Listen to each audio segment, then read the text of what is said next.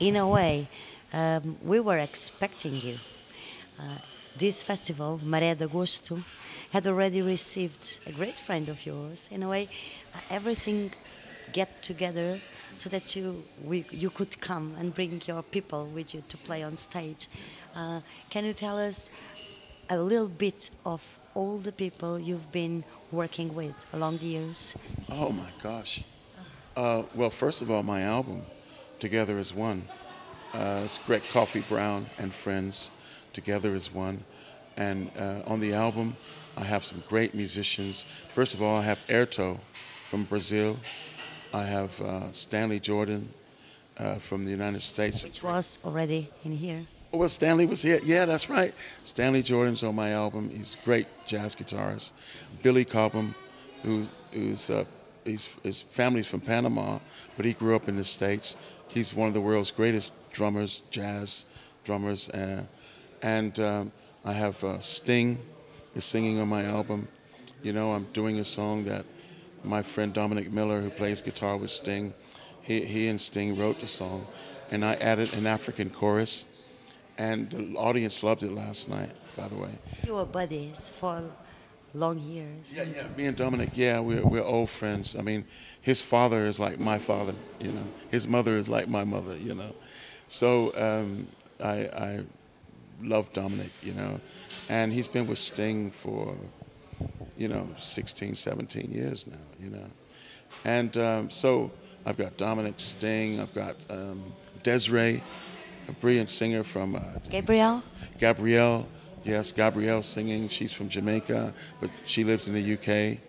And I got some great jazz musicians from Eddie Gomez playing bass. There is some great musicians from Italy, you know, playing on it. So it's a world effort, you know, people from all over the world, you know. And so that's my album. Now, in my career, I sing with a band called Osibisa, you know, and they've been around since, the 70s. They had a hit. Since a lifetime, I would say. They had the hit Sunshine Day. Everybody do what you're doing. A smile will bring a sunshine day. You know, they had that hit. I've been working with them since 1980. Before that, I played with Joe Cocker. I played bass with Joe Cocker. I played bass with Eric Burden from The Animals. And I've just worked as a session musician. I've played with musicians from Finland. I played with musicians from France, you know, from all over the world, you know, and now Portugal, you know. And in the middle of the ocean. But you just travel the entire world. Yeah. Also, and you've come to know other cultures, Yes, yes. and you've come to teach what you've seen and what you've tried and experiment. Well, yeah, I've played, I've traveled the world, I've toured. I toured Africa. I've worked with Youssou N'Dour, you know. I've played on the same stage with Salif Keita. I've worked with African musicians from all over the world, jazz musicians, even rock musicians, because I play music, you know. I can do anything from classical to gospel to jazz to rock, Latin, you know, African. Music is a universal language, you know. And I think I'm the type of person I can adapt. I can take in your culture, and I can sing your songs with you, you know. You come to know Fado also.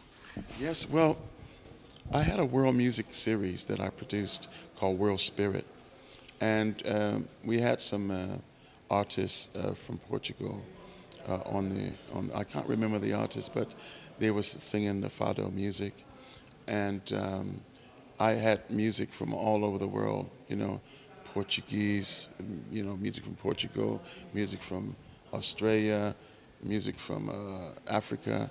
There was From Ghana. from Ghana, yes, from South Africa, from East Africa, from the Congo, you know. So I did that show for ZTV, which is the Asian channel in the UK. and that that just exposed me more to the music. I always study world music. I always listen to music from around the world. But actually doing a TV show made me more aware because, you know, there are constantly new artists coming around the world. There are constantly new artists coming up, you know, and it was nice to be aware. And, you know, I still advise some companies if they want, I've done some music selections for airlines, for, you know, I've done video and music selection for, you know, airlines, and I still, you know, help people that want to know something about world music and world culture, you know, because that's my vibe. And if I would ask you to share with us your favorite records, the ones that you bring in your heart, just pick three of them, please, or maybe two. I mean, it's strange because you probably, I mean, one of my favorite albums is a record called First Touch by Dominic Miller. It's Sting's guitarist. I love that album, gets played. And the second, one of the second albums that I play is my singer, backing singer, Tallulah Barton's. She's amazing. Her album gets played in my house, you know. And other than that, I listen to jazz. I listen to world music, you know, music from all over the world. But those two artists come to mind. Yes. We've been listening to Lula, and what, if you were to say, what are her vocals qualities that made her so special? Well, she just have a style that when you hear Tallulah sing, you know it's Tallulah, you know. And I think I have influenced her. I knew her father. I knew Tallulah. I used to babysit Tallulah when she was a little girl.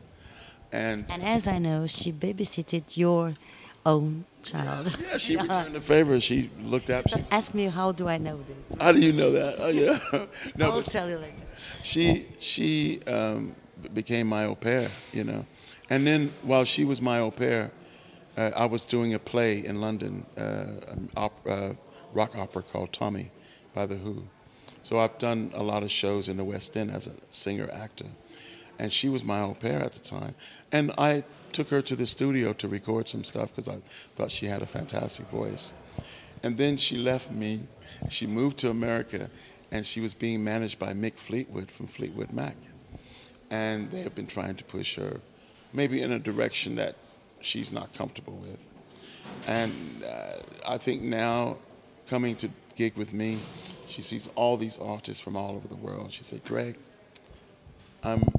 you know, I want to sing some songs in Portuguese. I want to sing some songs in the African languages. You know, so this has had a really positive effect.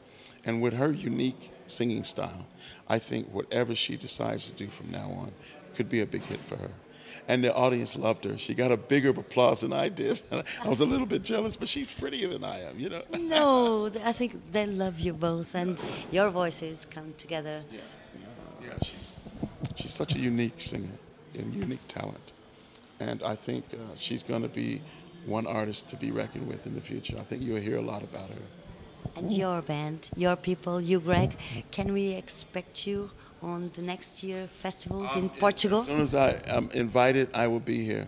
I'm talking to Universal in Portugal to see about getting my albums released here, you know, because I think the Portuguese people, the Latin people, they will love my vibe, my Africa, you know, my music, you know, and I'm whenever I get the invitation, I will say no, I will come, you know, because I love the people love my music, and I think we can grow together.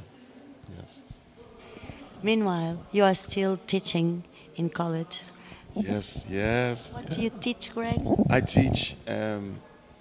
teach music performance. I teach music business and media. I teach music composition. I teach music research. I have my master's degree media and culture.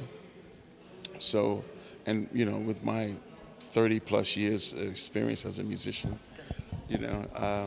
I'm teaching at universities and colleges in London.